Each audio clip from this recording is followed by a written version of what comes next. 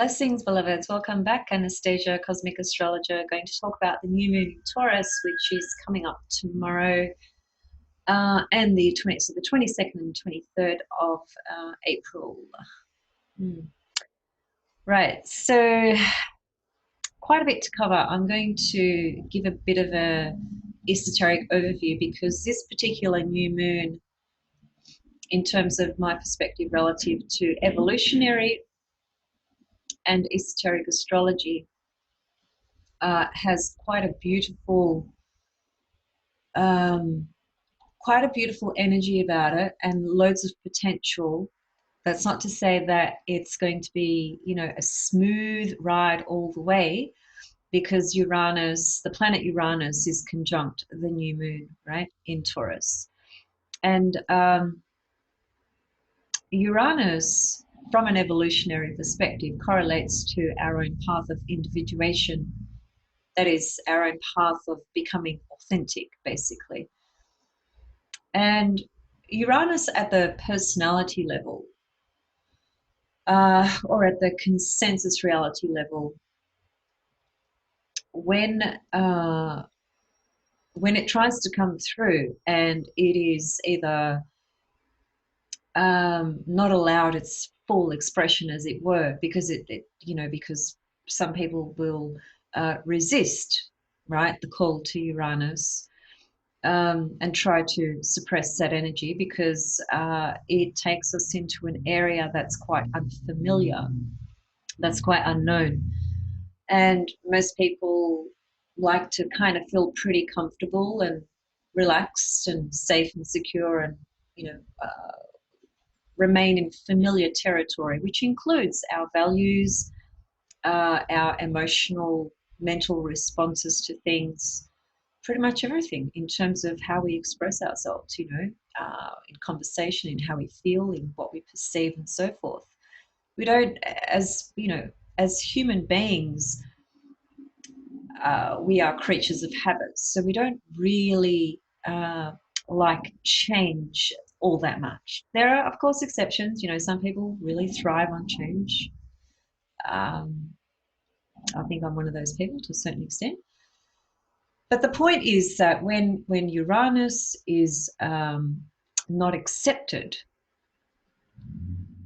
for what it's trying to bring through, then the experience through the personality, through the lens of the personality, and through the lens of the consensus, which is 80% of the population, then Uranus comes through like a tornado and it basically just creates massive disruption, right?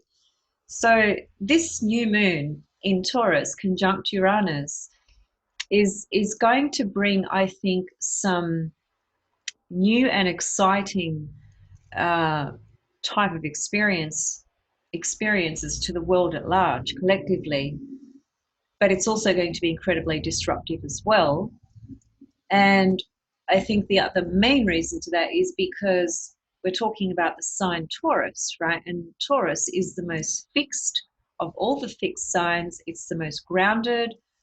And it is the sign that correlates to our own internal values, the values that we hold about ourselves, about others, about life. It also correlates to how we survive. So this is a time of survival in terms of the global conditions relative to this virus experience, right? And obviously that's because most of the economy has had to be shut down, and people are out of work.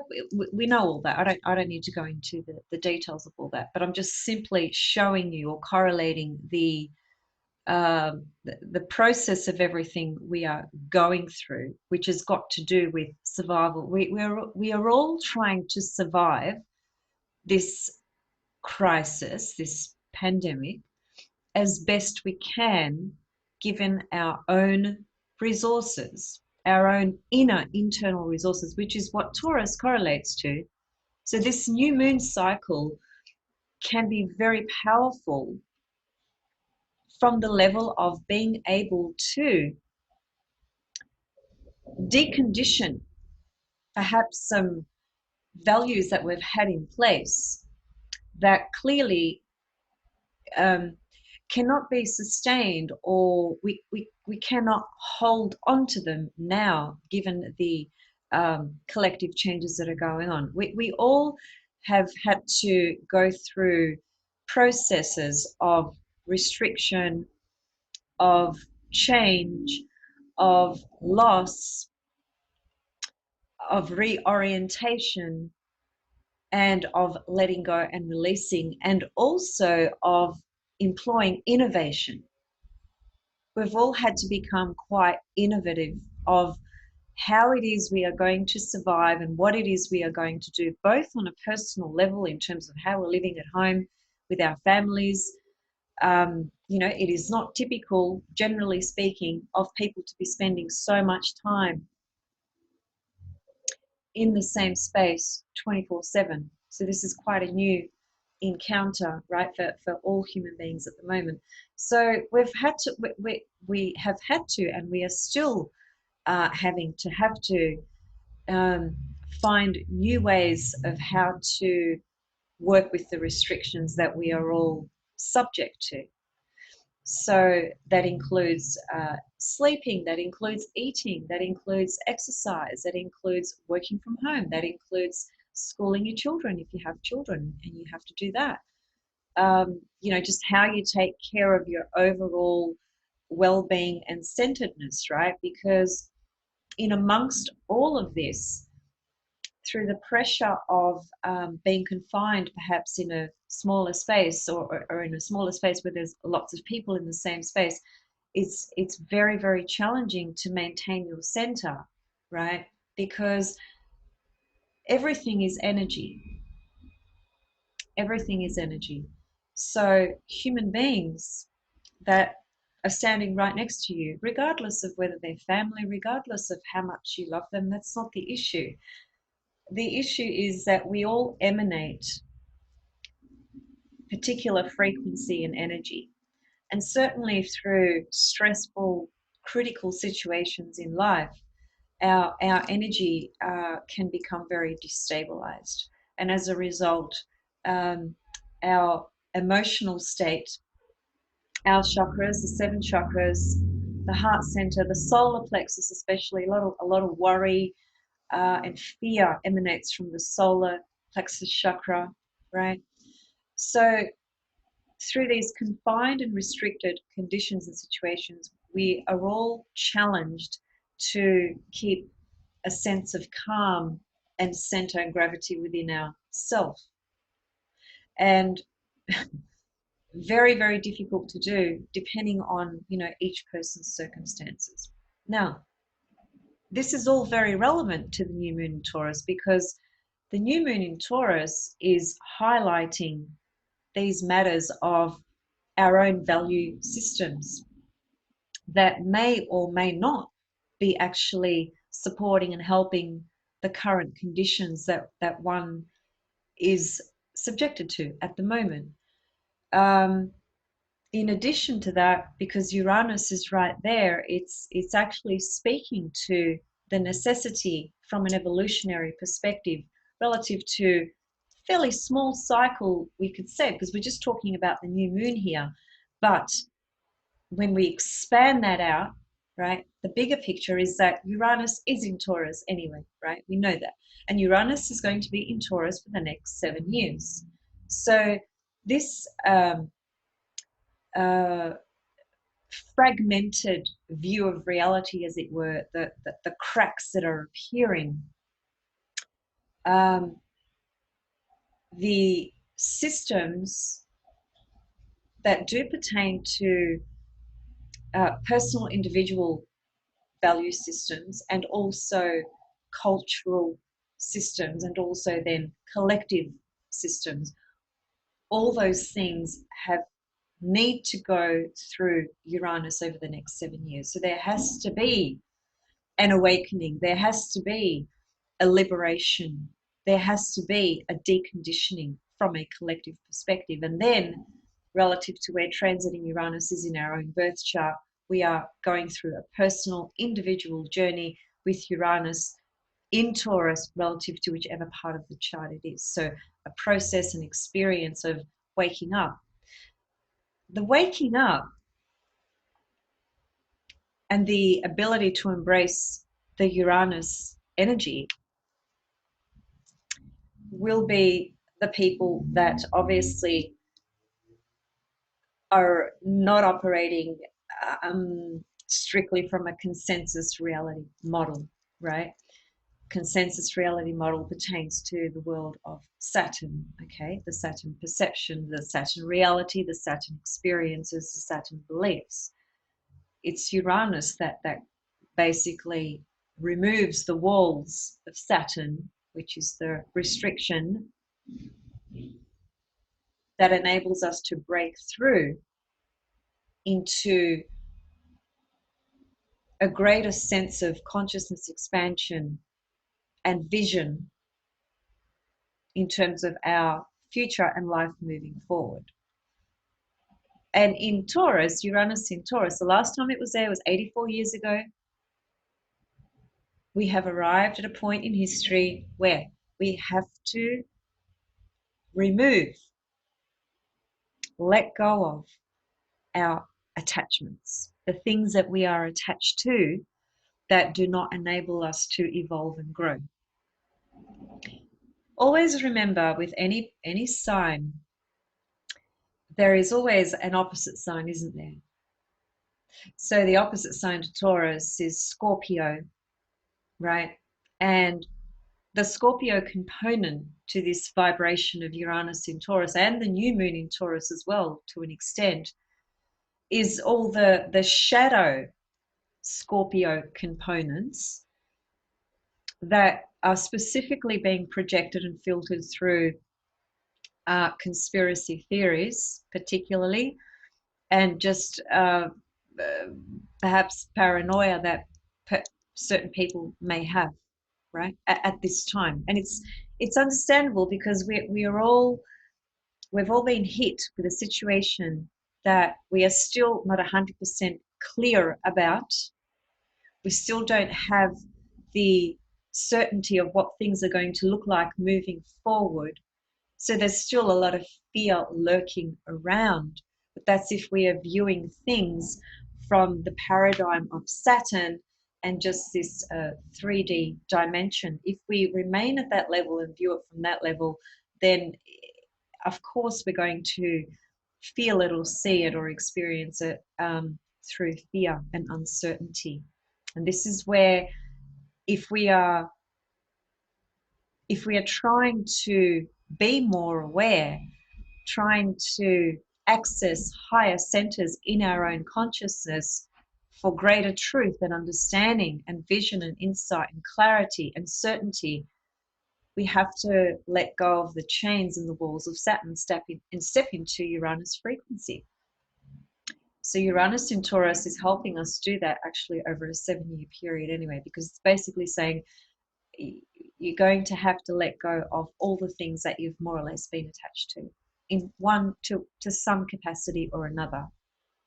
Okay, so an attachment is a huge problem from the personality level.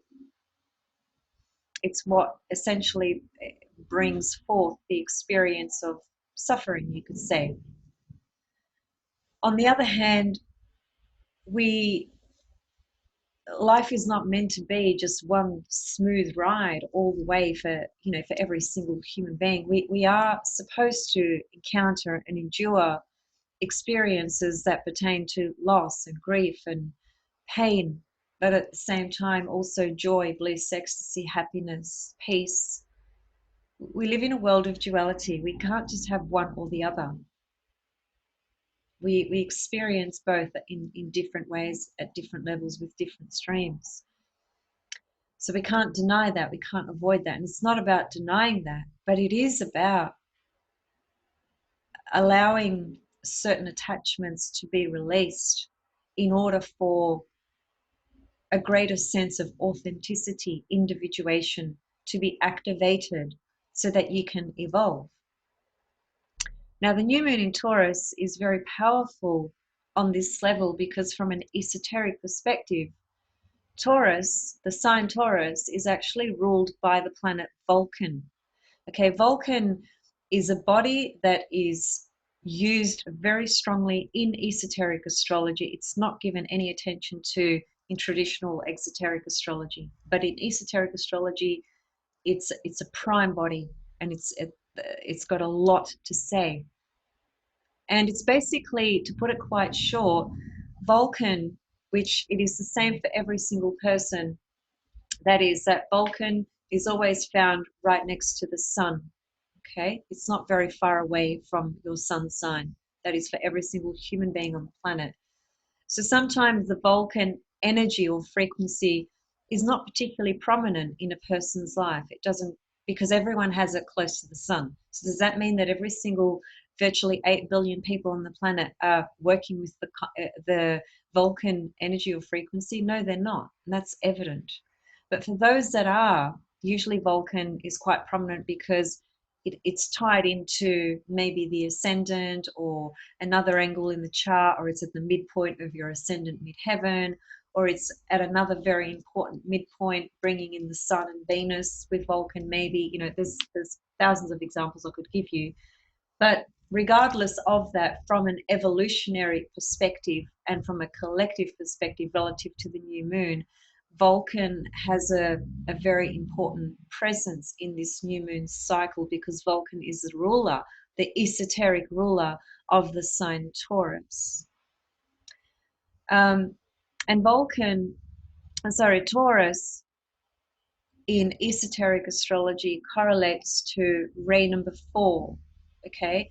And ray number 4 is said to be the ray that correlates to this 3D dimension reality, to the Earth kingdom, if you like. That's where ray 4, this Earth kingdom, for a very long time has been operating through the filter of ray number 4, which is the ray of opposites, duality, harmony through conflict.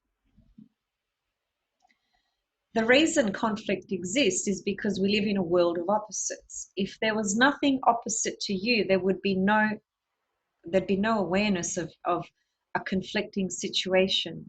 So given that we live in a world of duality, ray number 4 is the dominating ray of the earth, okay?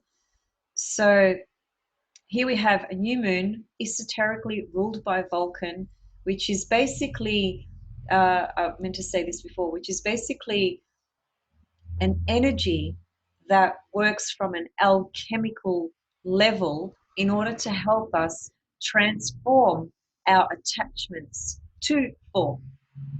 Because the whole principle and premise of esoteric astrology is to enable us to align the soul and the personality so that we have this cultivated relationship between the inner and the outer, and they're not working in totally different, polarized areas. They're working in alignment. And the body of Vulcan comes in as initially when you are a seeker of wanting to become more conscious and more aware, right? And operating from the soul dimensions, right? Making decisions from the soul level, having a soul awareness life existence, right? Those initiative steps, you could say, that we take on that path are very much cultivated through the body of Vulcan, because Vulcan acts as the ability to work alchemically in our life to transform attachments. That's its primary function and purpose. So when we've done that work when we have done the alchemical work in our life, where we've aligned the soul and the personality, what seems to take place, and this will take lifetimes, by the way, it doesn't just happen in one lifetime. What seems to happen is that the body of Vulcan kind of just disappears from the level of the ray number 4, as in it acting as a connecting to the sign Taurus, which is about attachment, earth, plane, reality, physicality, the money world, material things, objects, right? So Vulcan rules Taurus. It rules all those things. So from an esoteric level, what I'm saying is that Vulcan is the body that enables us to transform our relationship to the material plane so that we can infuse the soul and the personality together, right?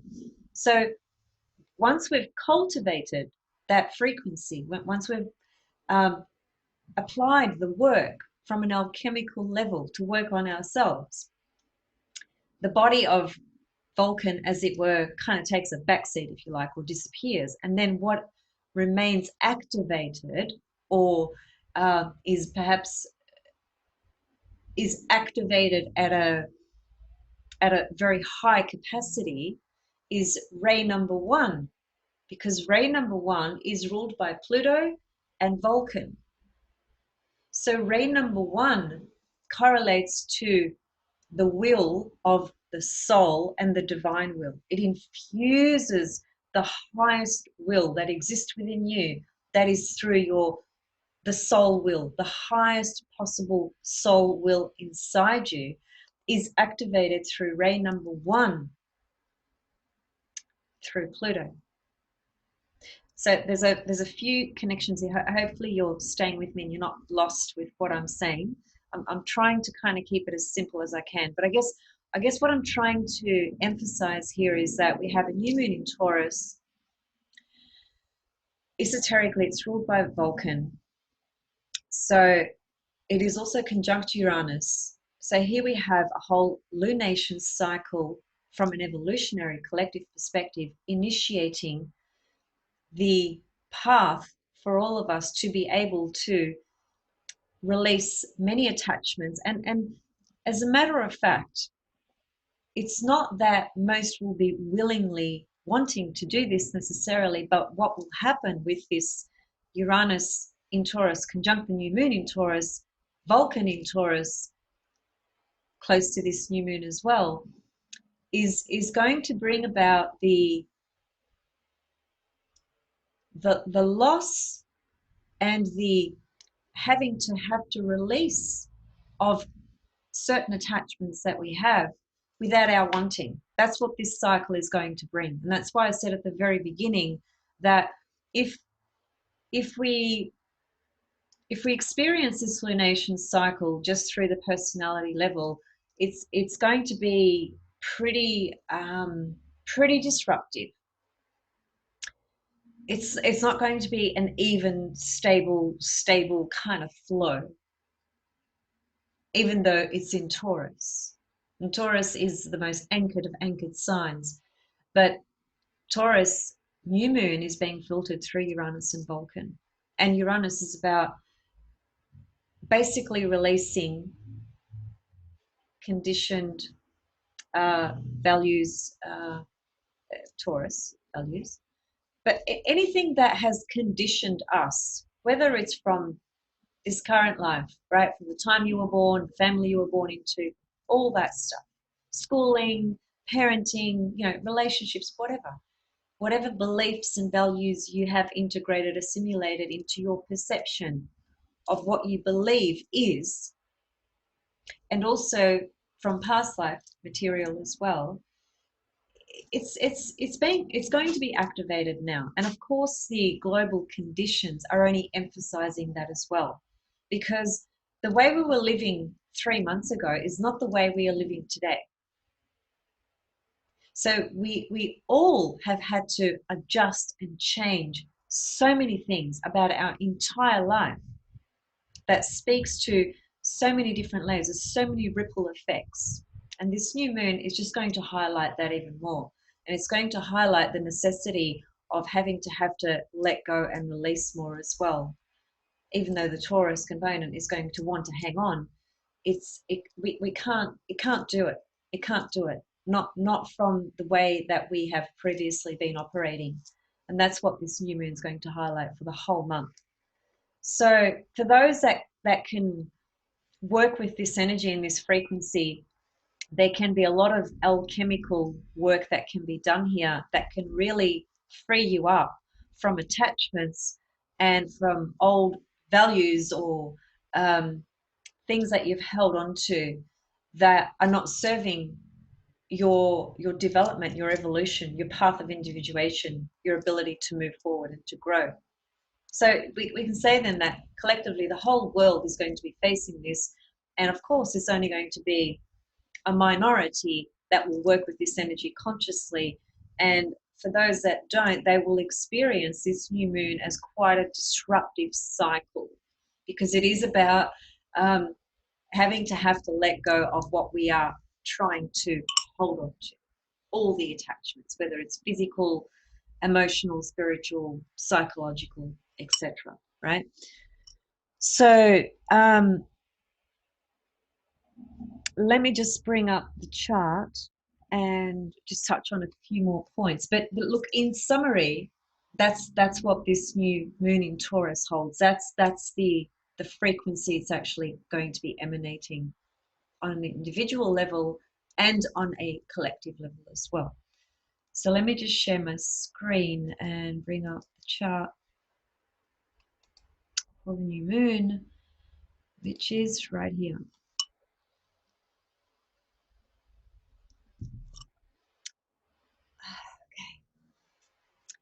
All right.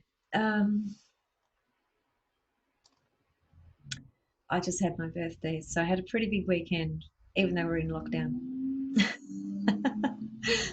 So yeah, I'm just still coming back to, well, some version of this reality. All right, so here is the new moon at 3 degrees and 24 minutes of Taurus, conjunct Uranus at 6 degrees, and there's Vulcan. Now, here's the thing. This is what I want to point out as well.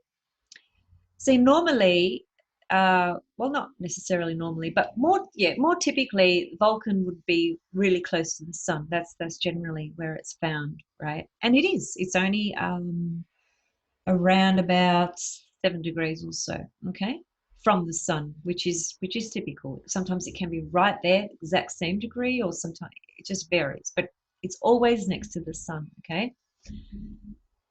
And because we have this new moon with Uranus, and clearly what we really have going here,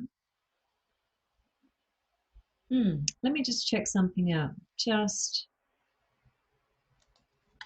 because I just want to make sure of something I just noticed. So, okay. Oh, wow. Yeah, it's exactly what I noticed. So this only just occurred to me now, by the way, because I didn't spend a lot of time looking at this chart before I came to sit down and do the recording, mainly because I had a quick look at it yesterday and I just intuitively, I just had a strong sense of actually how exciting this new moon really is, and particularly from an esoteric level and what it speaks to there, which I've more or less explained to you guys already. But here's what I just noticed now. So Uranus, okay, is at the midpoint. I love midpoints. Midpoints are so powerful, by the way. If you're not working with midpoints in your chart, I encourage you to start doing it. You will get a story, a narrative, an experience, an insight that you otherwise wouldn't if you're not aware of certain midpoints. I might actually just do a video on midpoints and go through the major sort of midpoints to look out for. I think that probably would be very helpful for a lot of you.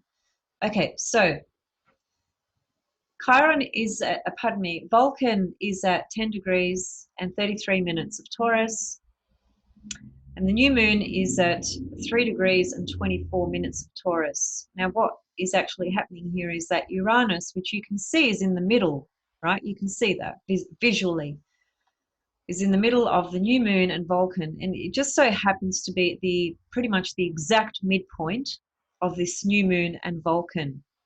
So everything that I've just said, the first 15 minutes of this video, amplify that by, tenfold.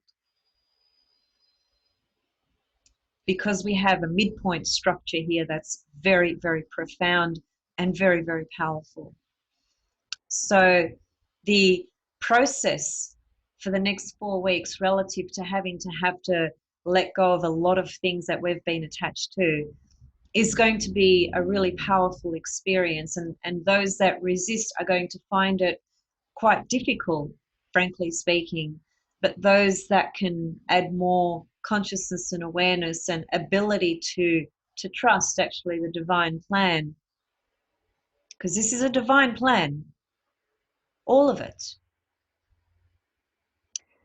So if we can go with this energy of Uranus Vulcan, Uranus, freeing ourselves up, actually being able maybe to even recognize, because of the forced confinement restrictions, I mean, I can think of hundreds of examples of amazing things that are happening in people's lives, right? Even though there's this overall perception of frustration, anger, a sense of liberty and freedom and so forth being compromised or taken away, etc. I'm aware of all those filters, okay, and those apparent, or that apparent reality, right? I say apparent because there are many other realities as well. That's just one of them.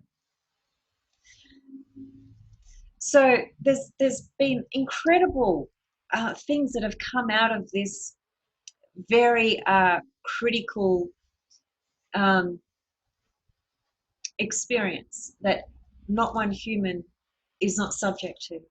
And the amount of creativity that has poured forth is phenomenal, whether it's from, you know, um, famous artists, or whether it's just Jack, Joe, whoever in their living room who just decides to make themselves known or public with their own creativity now.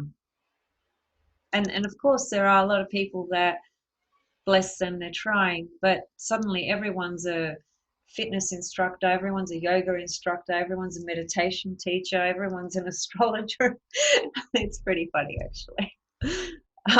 Yeah, so anyway, good luck to them for trying, but yeah, I think we've got to be kind of like authentic and realistic with what we are capable of giving and sharing as well. We don't want to mislead people. That's another story altogether. The point is that through this situation that we've all been going through and are still going through, there's been a lot of significant adjustments and changes in people's lives that are actually really healthy.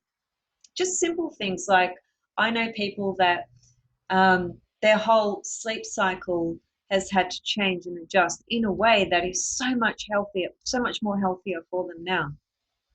Eating routine and regimes have had to change as well. You know, nutrition, diet, the way people eat, people are preparing more food at home now, things like that.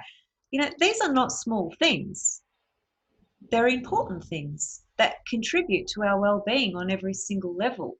Obviously, relationships is the major field of challenge for many people on the planet. And there's a lot of growth, development, conflict, and crisis that exist in that arena without question. But there's so much that we are being forced to look at and change and address and let go of and detach from, and create a new perception, or create a new value, or approach things in different ways. You know, this is Saturn in Aquarius as well. We have to adjust to a new reality. Saturn is reality, as in the third dimension, and Aquarius is this, it's a whole new way of operating.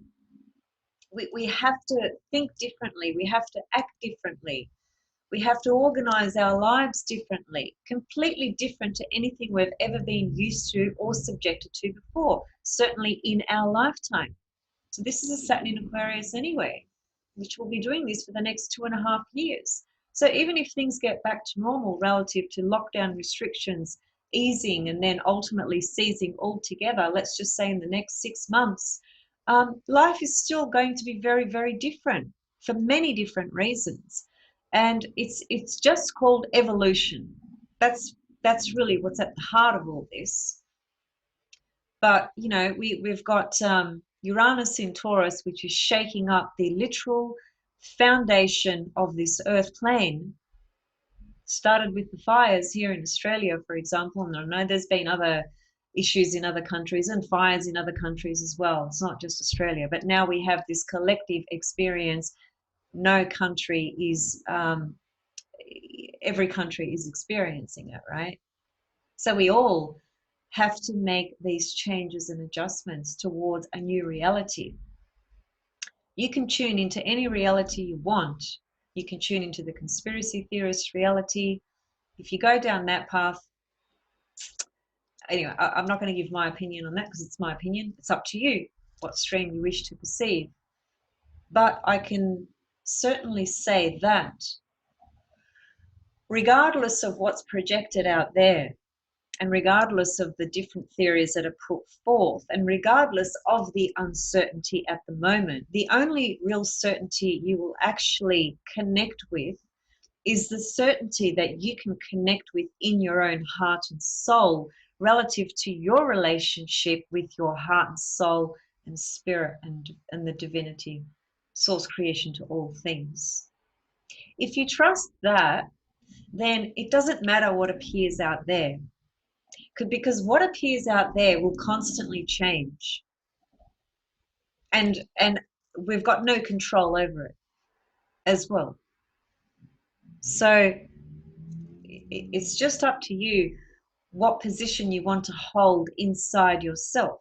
So this new moon, think about it as an opportunity to further decondition and to further release attachments of things that the time has come to now let go of these attachments. They were useful at one point, they were necessary at one point, they were even helpful at one point, but they are no longer any of those things in terms of our, first of all, our collective evolution and progression forward, and also our own individual and personal evolution and progression moving forward. I mean, the scale of the effect of this pandemic is so magnificent in so many ways, and it's a shame more people can't see that, but there are a lot who can. I mean, there's, you know, there's I saw yesterday my brother posted an article, for example. I'm a very big advocate for animals, right, and their liberty and freedom. Some of you do know that, some of you don't. So things like a zoo, I think that that is inappropriate to put animals in a zoo. That's just one perspective. So anyway, this article I saw yesterday was an article even about Thailand, which there was a release of, I'm not sure exactly how many, but it was quite a few elephants that are now being released back into the jungle and the wild, which is where they belong, because the zoos and those institutions could no longer afford to feed and, as it were, look after these animals, which were just held there for humans' selfish ideas and resources of entertainment and so forth, right? I mean, those animals get, those elephants, they get beaten in ways that you can't possibly imagine in order to perform the way you see them perform, or to, you know, hold that carriage on top of their back and take people for rides. Do you know how many beatings they cop to get to train them to submit? And elephants are actually one of the most intelligent creatures on the entire planet. Their brain is more sophisticated than a human's brain. Did you know that? Anyway, point to that story was that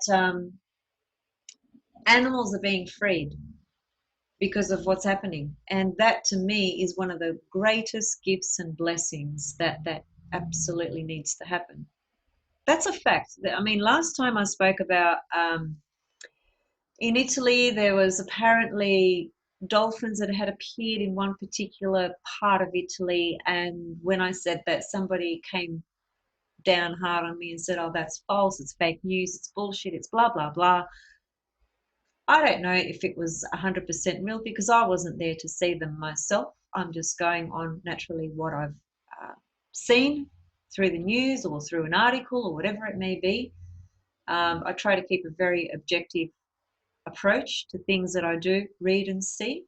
I am aware that there is a lot of fake news out there and that there is a lot of deception, but I don't think it takes Einstein or real authentic news to let us know that the animals are going to be experiencing a great sense of liberation and freedom because of what's happening on the earth plane at the moment, in a lot of countries at least.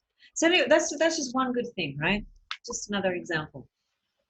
So it's, again, it just comes down to our own individual perception, ability to stay centered, connected to a higher truth of a divine plan that is being activated. And we all come in with conditioned layers. We all come in with imprints. We all come in with a very specific journey that our soul is seeking to evolve through.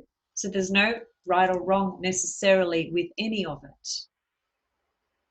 The only exception that I might struggle to condone that, or yes, have that kind of conviction over there's no right or wrong, is in the cruelty of animals. Actually, I can't seem to resolve within myself that it is okay in any way, shape, or form to harm an animal.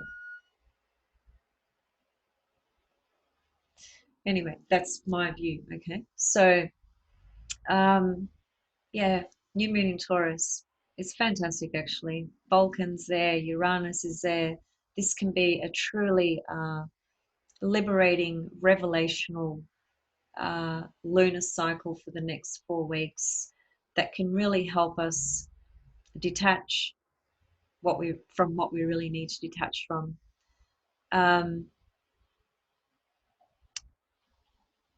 Let go of certain, value structures that we've been hanging on to that no longer serve moving forward as well.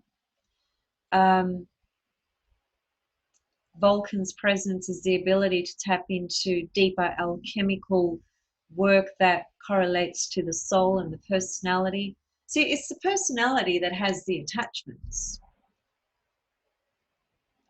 Nothing wrong with personality and nothing wrong with attachments. Those are part and parcel of the human existence and experience, but at some point we have to evolve beyond that, and we have to be able to recognize between form and spirit and distinguish between the two, and also establish an understanding and connection of the importance of the alignment perhaps of the two in order to be able to detach from form and dive deeper into spirit, aligning with the soul. That's the whole point of talking about esoteric astrology, because that's what it's fundamentally about. Okay. And also, just relative to Taurus, which is ruled, correlates to ray number 4, which is the ray of harmony through conflict. And as I said, ray number 4 correlates to the third 3D reality, the third kingdom.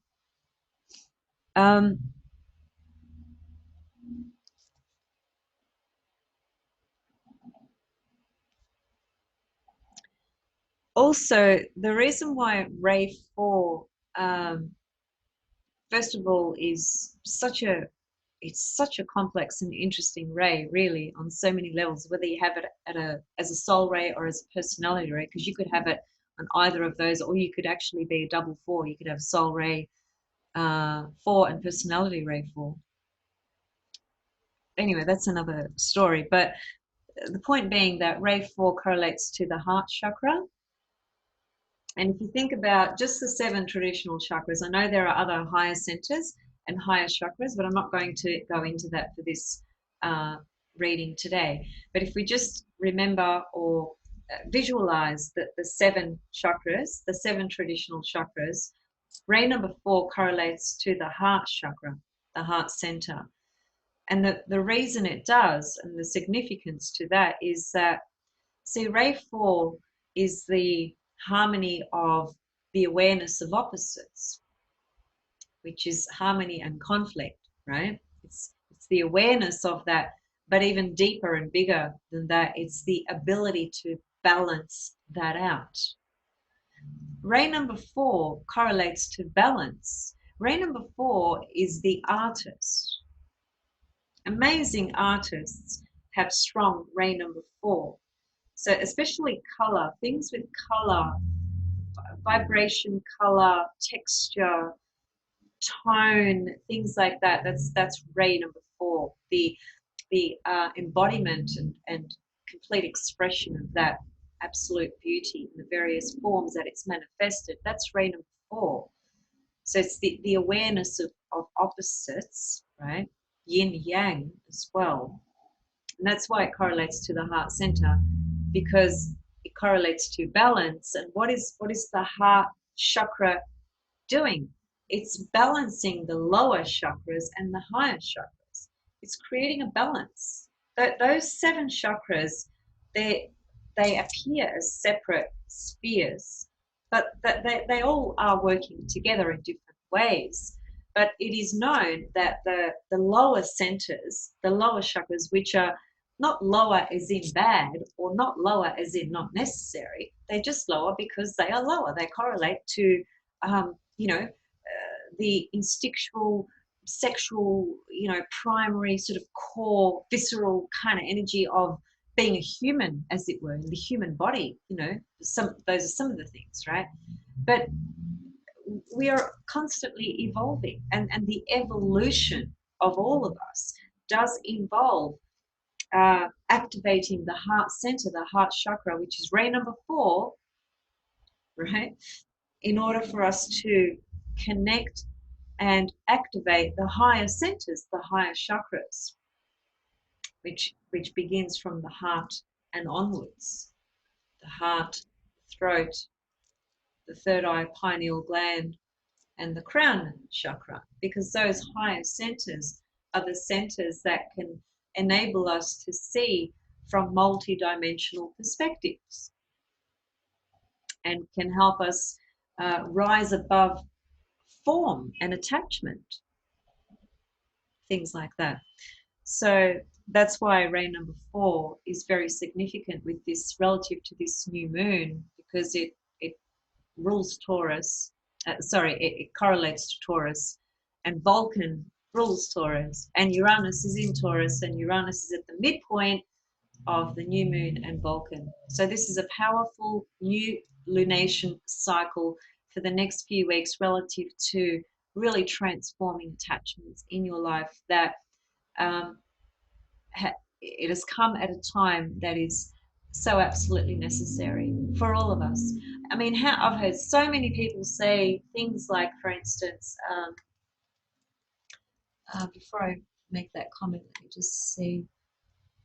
Oh, yes, just very quickly, this new moon as well is sextile the north node, the moon's north node, and trine the south node, right? That's a good omen, okay? Because that's really assisting us. And this is so very interesting, isn't it? Because, it's not long before these nodes, they're about to change signs. They're going to go into Gemini and Sagittarius, right? And so they're at 0 degrees.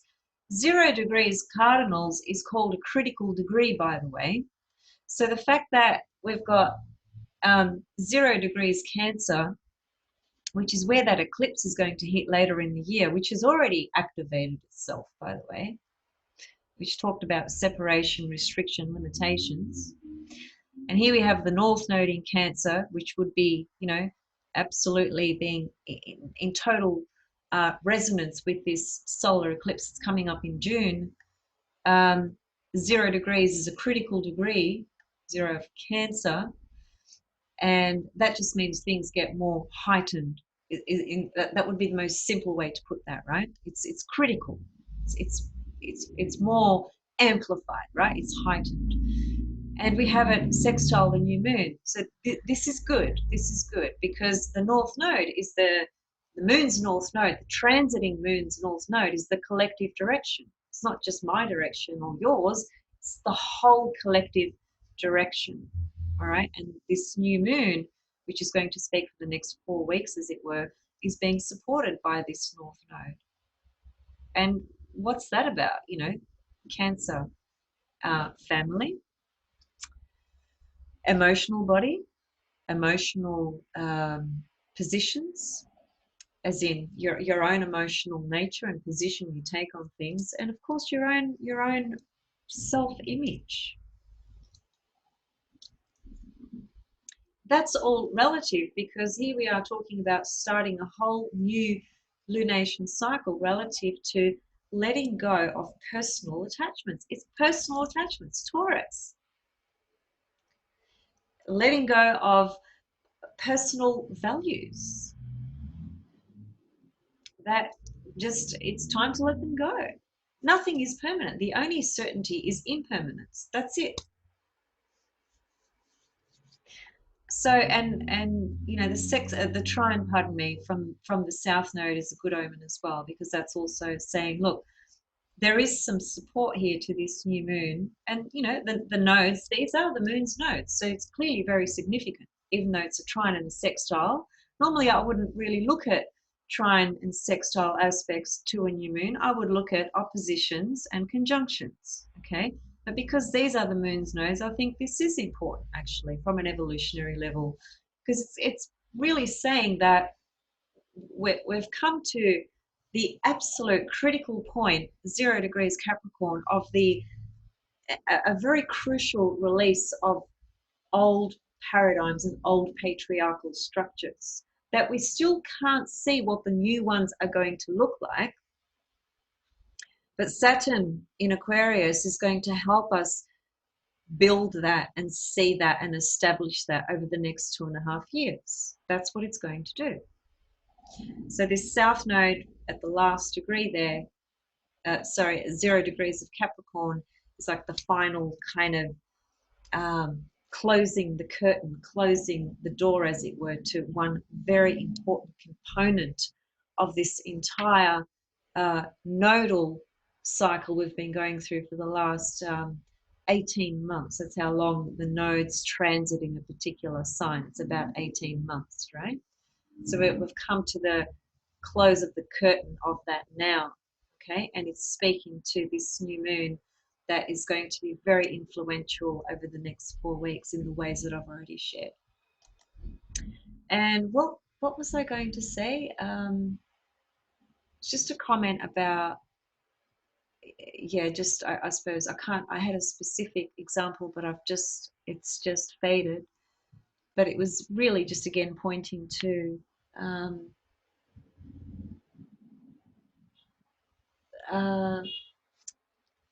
yeah, just the growth and the positive change as well, and the confrontation, if you like, of what normally gets kind of swept under the carpet and swept aside and not addressed or embraced or honored or looked at or understood. Because, you know, I posted where is it? Just see if I can find it here.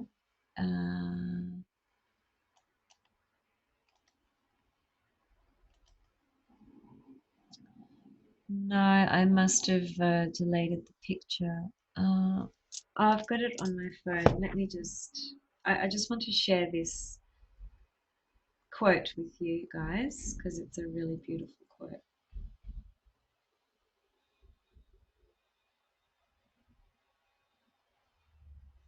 Yeah, okay, so people start to heal the moment they feel heard.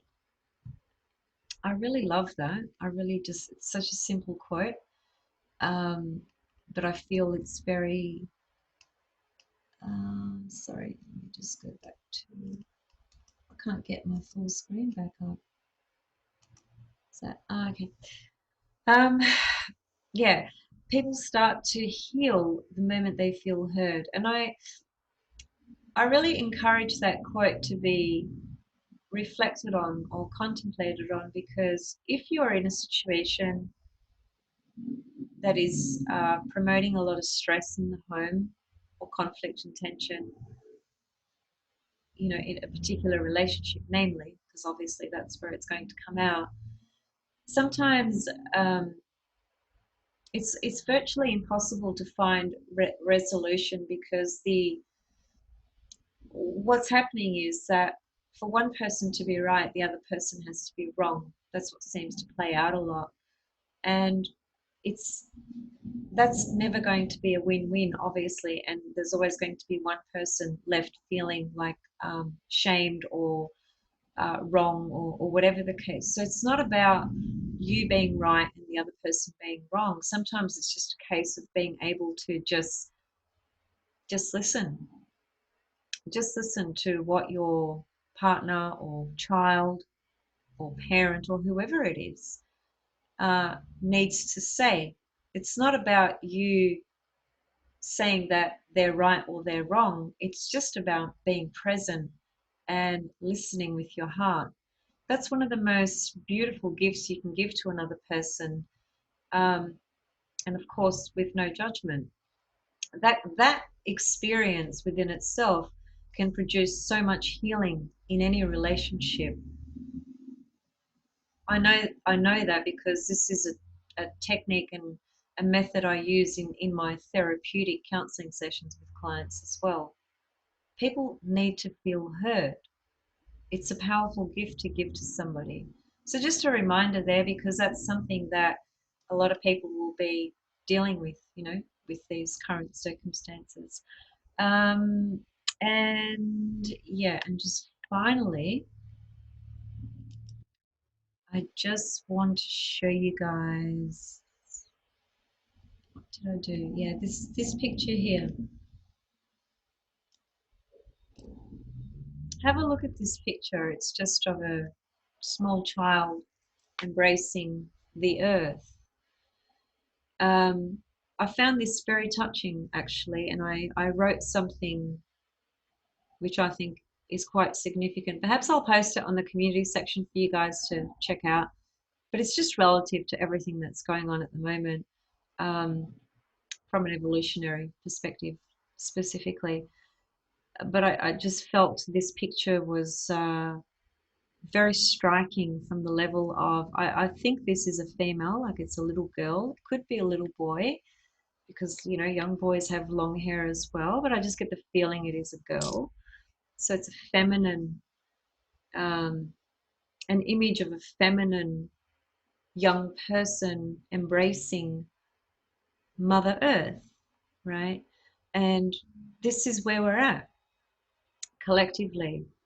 This is the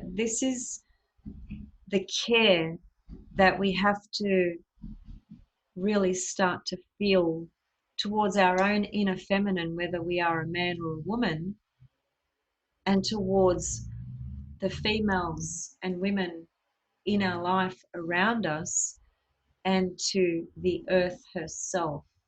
Because for too long, we have neglected, and the masculine, dark, the not the divine masculine, but the dark shadow kind of component of the masculine forces uh, has done the opposite to that picture that you see before you right now.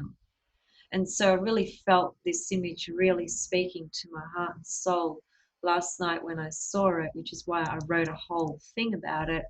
And I just wanted to leave this image with you, relative to what I've shared with you guys today.